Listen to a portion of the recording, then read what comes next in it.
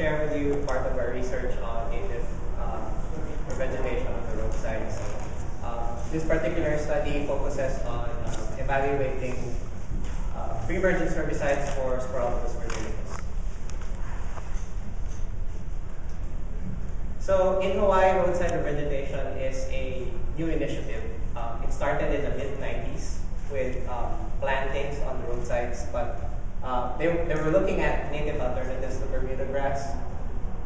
They were successful in integrating some native shrubs, but there's a lot of research that is needed, particularly on large-scale establishment protocols. Because if you don't have that large-scale establishment figured out, it's going to be hard and too laborious. So our study species is Sporobolus virginicus. It's aki-aki in Hawaiian, or in English it's seashore dropseed. It's a salt and drought tolerant plant that is perennial rhizomatous and found on coastal areas. In the Hawaiian Islands, it's found on all islands.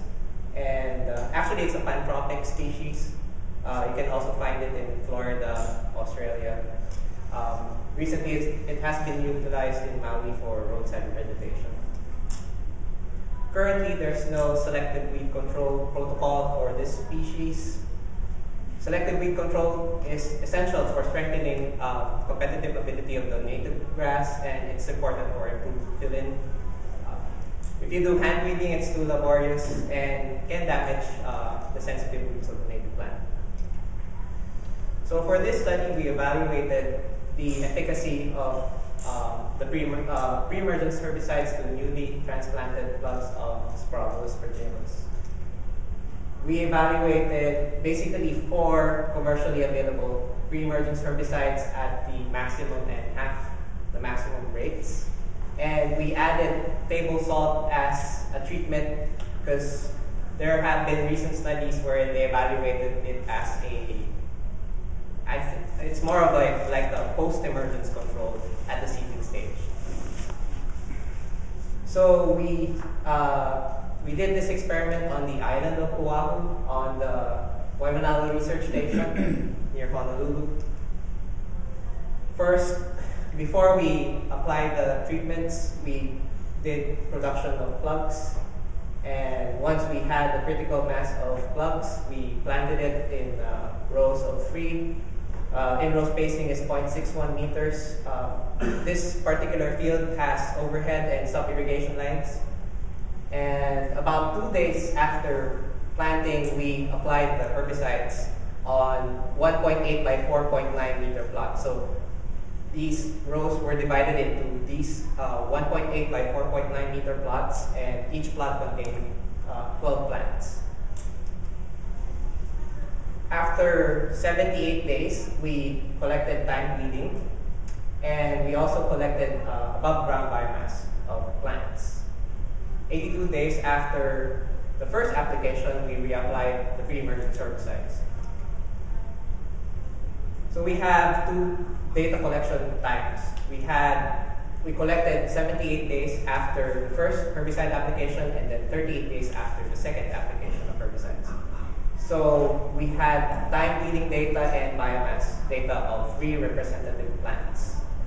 For the later part, which is 38 days after the second application, we collected foliar injury ratings that range from 0 to 100%, and percent weed control of 4 weed species. This is the data on time bleeding 78 days after the initial application of pre-emergence herbicides. You can see here the one in bold letters are significantly different from the untreated control. 38 days after the second application, all of the commercially available pre-emergence herbicides were significantly different from the control, taking less time. If you compare table salt with untreated, it took similar amounts of time. For the above ground biomass, during that first application, there wasn't any significant differences between above ground biomass. But after the second application of the pre-emergence herbicides, oxadiazon was significantly different from the biomass obtained in the untreated plants, whereas the other pre-emergence herbicides were also not significant. Foliar injury ratings during the second application were not significantly different between treatments, were really low. And for 4 wheat species, we collected data from Indigofera helicophylla, which is creeping indigo, Mimosa pudica, which is a sensitive plant, Philanthus debilis, which is miruri, and pigweed. As you can see here on Indigofera, all pre-emergence herbicides except table salt showed significant control of Indigofera, but you can see oxadiazon and at the high and low rates, and then oxyfluorfen at the high rate, they had 100% control of that weed species. For Mimosa pudica, oxadiazon significantly controlled it. And for Philanthus debilis, oxyfluorfen and oxadiazon were the only ones that were significantly different from the untreated control. And for Portulaca, all of the commercially available pre-emergence herbicides were significantly different from the control, including salt. But salt was no match when you compare it with the commercially available pre-emergence herbicides. So these are the plots, representative plots of the treatments at the 38 days after the second application of pre-emergence herbicides. As you can see on your left, the table salt treatment was looking similar to the untreated plots. It's very wavy. The oxadiazon treated plots had good weed control. The oxyfluorfen treated plots also had good weed control, and you have vigorous plants.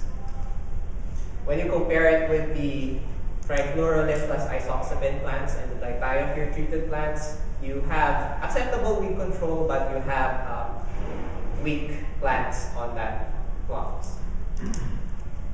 So based on the pre-emergence control, the weed controls and the injuries, actually the biomass, based on the biomass and the weed control data, we ranked the herbicides from highest to lowest. So oxadiazon was the most effective pre-emergence herbicide, followed by oxyfluorfen, dithiopyr, trifluralin plus isoxaben, and then table salt was equal in performance with untreated control. So based on this study, we can use oxadiazon as a safe and effective pre-emergence control for transplanted plugs.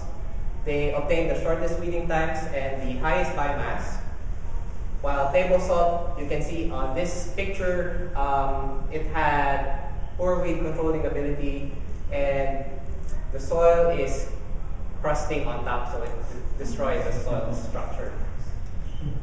I'd like to thank the Hawaii Department of Transportation for funding this research, the USDA NRCS Plant Materials Center, who provided us with the plant materials, the Magoon Research Facility staff, the Waimanalo Research Facility staff, and my colleague Melinda Moata for helping us out in installing the experiments.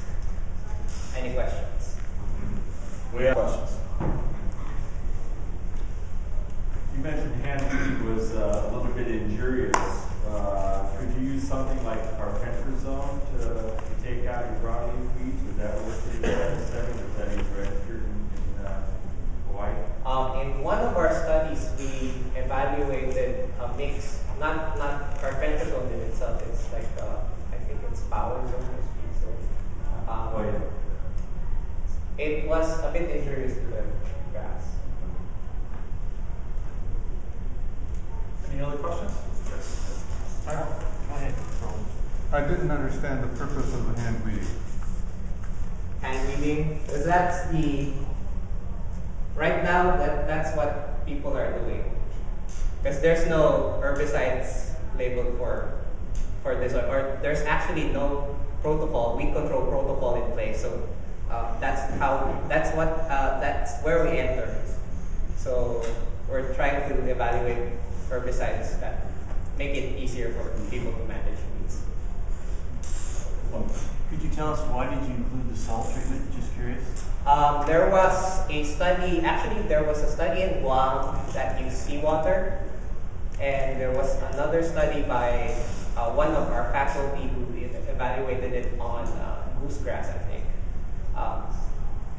The goosegrass study was done like at the same time with this one, but they already had the published results, but it didn't really control the goosegrass. Actually, we use table salt because also the Sporobolus is salt tolerant. Was the concentration of the salt you're treating that was comparable to seawater then? Is that the idea? That the amount of salt that we added was actually based on what the study on the goosegrass. Is that a higher concentration than ocean water or less than? I'm not quite sure if it's the same concentration. Yeah, it's kind of an interesting question. That would be considered a roadside use, planting the turf? Yeah. And these were, the herbicides you used were turf herbicides? These were labeled for roadside right away. Were there any post-emergent options that would complement the system? We also looked at post-emergence like aminopyralid, and actually we tested aminopyralid, sulfisufuron, carfentrazone, and what's the other one? Actually, the results indicate that sulfisufuron was the only one that didn't injure the grass. We also tested trifluralin.